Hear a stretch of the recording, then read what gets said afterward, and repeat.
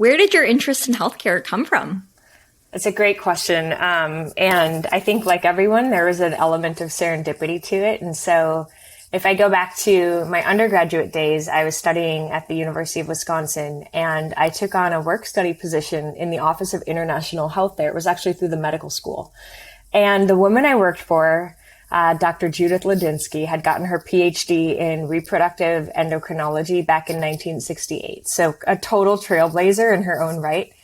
And despite the fact that she smoked 2 packs a day and got into trouble with her tenure status in the office, and I learned how to advocate for myself with that one, she was an incredible advocate for health and healthcare in the global context. So we did a lot of support for building out healthcare infrastructure internationally.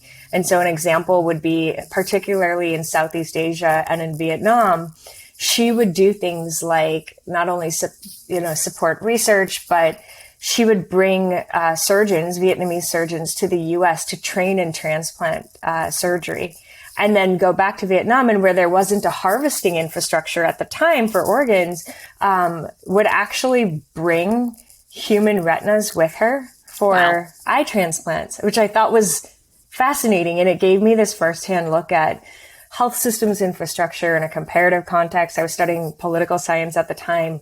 And I started kind of really understanding there's so many angles to healthcare delivery that are really interesting here. And one of the other things that she did was she would bring maybe twice a year to Vietnam in this refrigerated briefcase, if you will, bovine ove. So like cow eggs from American bred cows that genetically were producing really rich nutritional content, to crossbreed with the cows in Vietnam to help with better pediatric development. And I just thought that that was an amazing intersection of coming from Wisconsin in this ag tech environment, getting exposure to some healthcare problems firsthand.